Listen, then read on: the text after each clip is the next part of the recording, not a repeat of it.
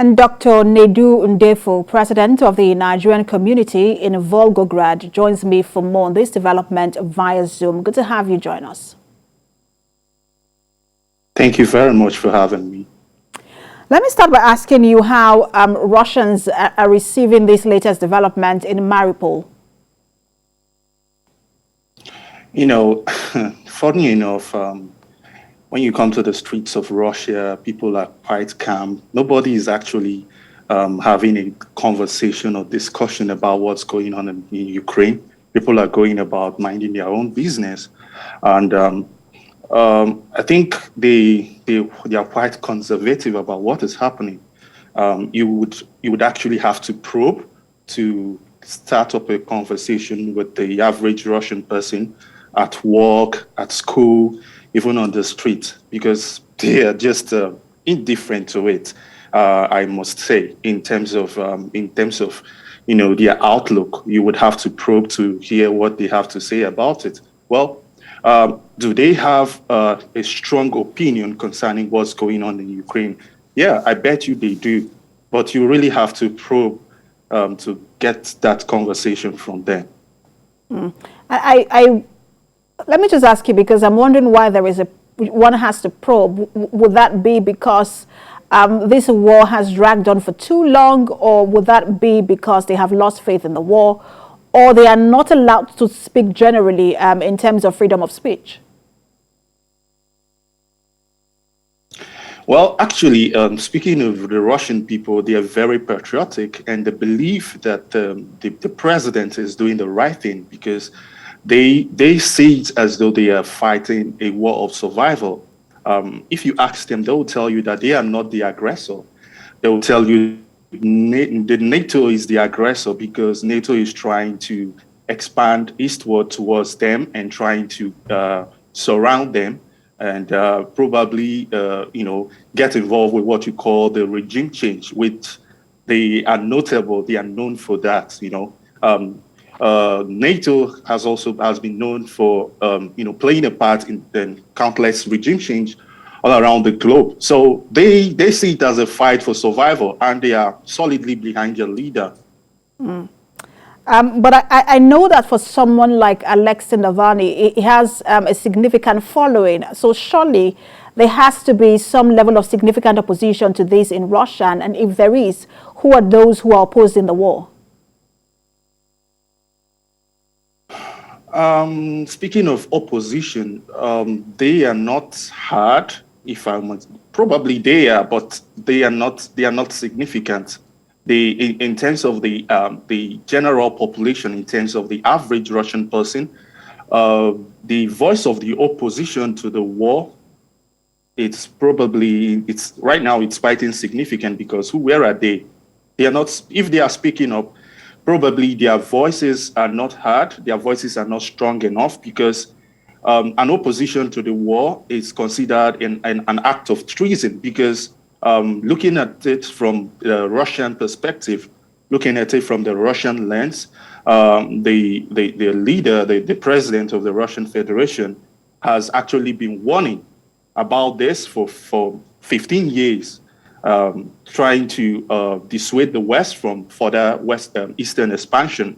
But his warnings, it all fell on deaf ears. So he sees as a mark of a fight for survival. So no Russian person, they think that no Russian person should stand as an opposition to what's going on in Ukraine. Well, are they sympathetic towards people losing their lives? Yes. Do they have some form of empathy towards the children, women who are being killed? They see it as a casualty, as a sacrifice that people pay during war. But those things could have been averted if the warnings of their president was being taken into consideration by the West. And I think one can also say that there is a clampdown significantly on dissent in Russia. But let's also talk about how the government is pushing this narrative. Is this been celebrated as a significant victory, or a shift of balance in the war? How is the government pushing this narrative in terms of the fall of Mariupol? Anyway, the government doesn't have to push the narrative. The people themselves, they love war. They expected Mariupol to fall because, come to think of it, are you talking about militarily? Ukraine, it's the arsenals and the military arms of the Russian forces is quite unmatched when compared to the Ukrainian forces. So yes, I know that the world is pushing, the West is pushing the propaganda that Russia is losing the war, and the Ukrainians are winning, the Ukrainians are staging strong resistance towards it. But if you ask the average Russian, they're like, oh, we expected it to happen. We expected Mariupol to fall. We expected Kherson to fall. We expected this to happen. Yes, it might take a long time. It might not be the way the Western military forces, the way they operate. I mean, the blistering method by the German Nazi, or the decapitation method by the Americans. They have their own military maneuver. It's called the encirclement. First of all, they have to encircle the enemy forces and have to and they try to strangulate them, and they don't have any other option but to surrender. Now, someone might ask and argue that it's actually a sluggish method. You might argue that it's slow. It's not like the American decapitulation method, but it's quite effective. So it takes the method that the Russian military they employ in fighting. It's different. So it's quite fair to expect it to drag for some time, but they expect Mariupol to fall. It's not even a big deal for them. And you say that, in terms of military might, you can't compare Russia to Ukraine, absolutely. But that's why people thought that this war would not drag on for this long. There was an expectation that this war would take a few weeks because of the Russian military might, but that hasn't happened. So you also have to celebrate the courage of Ukrainian soldiers. Most of them were not even soldiers or military officers before this war. Most of them are volunteers. So at least you have to celebrate their courage. But let me ask you, in terms of body language of Russians, of the Russian government, are they open to any sort of negotiation at this moment, now that there are Russian soldiers who have been captured in Ukraine and Ukrainian soldiers who have been captured also now in Russia? What's the body language towards negotiations? Actually, I want you to understand the people you're dealing with. They are not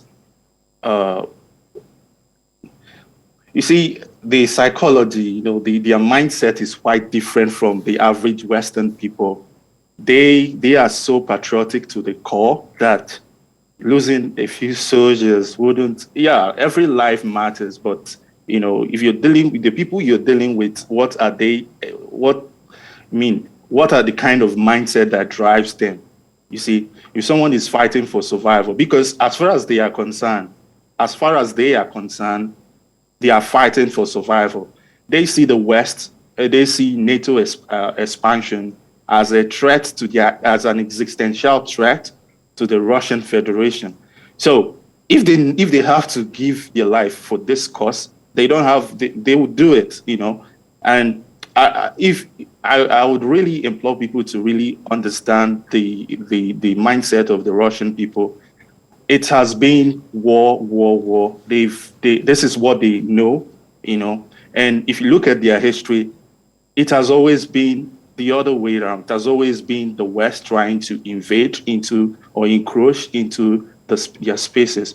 So they are doing everything possible. Losing few soldiers, which is a tragedy for them, won't stop them. Yeah, there are probably negotiations going on to get back to trade.